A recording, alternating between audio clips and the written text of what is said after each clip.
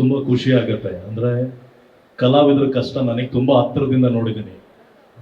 ಸಣ್ಣ ವಯಸ್ಸಿಂದ ಇವ್ರನ್ನೆಲ್ಲ ನಾನು ಜೊತೆಯಲ್ಲಿ ಆಟ ಆಡಿ ಬೆಳೆದಿದ್ದೀನಿ. ಉಮೇಶ್ ಅಣ್ಣ ನನ್ನ ತಂದೆ ಒಂದು 50 ವರ್ಷದ ಫ್ರೆಂಡ್ಸು, ಇವರು ಒಂದು 40 ಇಯರ್ಸ್ ಫ್ರೆಂಡ್ಸು. ಹೊನ್ನಾವರ ಕೃಷ್ಣ ಅವರು ನಾನು ಸಣ್ಣ ಮಗು ಇದ್ದನ್ನು ನೋಡಿದ್ದೀನಿ. ಲಕ್ಷ್ಮಮ್ಮ ಅವ್ರ ಬಗ್ಗೆ ಕೇಳಂಗೆ ಇಲ್ಲ.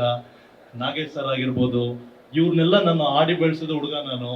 ಸೊ ಎಲ್ಲೋ ಒಂದ್ ಕಡೆ ನಾವು ಸಿನಿಮಾ ಅಂತ ಮಾಡ್ಬೇಕಾದ್ರೆ ನಮ್ಮ ರೂಟ್ನ ಮರಿಬಾರ್ದಲ್ಲ.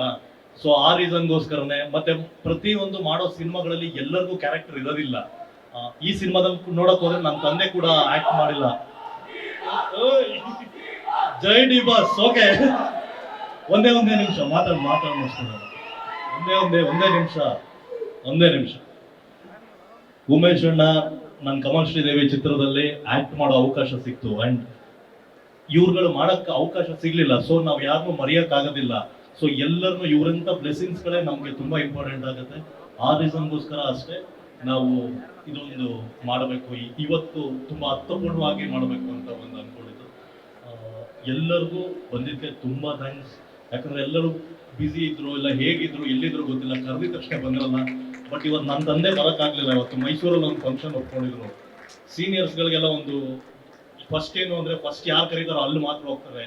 ನನ್ನ ಮಗನ ಫಂಕ್ಷನ್ ಇದ್ರು ಅವ್ರು ಬಂದಿಲ್ಲ ಇವತ್ತು ಅವರು. ಸೊ ಅವ್ರಿಗೆ ಅವ್ರ ಫಂಕ್ಷನ್ನೇ ಇಂಪಾರ್ಟೆಂಟ್ ಇತ್ತು. ಸೊ ಆ ಹಾದಿಲೇ ನಾವು ಕೂಡ ಕೆಲಸ ಮಾಡ್ತಿದ್ವಿ. Thank you so much. ತುಂಬಾ ಖುಷಿ ಆಯ್ತು ನೀವೆಲ್ಲ ಬಂದಿದ್ದು ಸರ್. Thank you.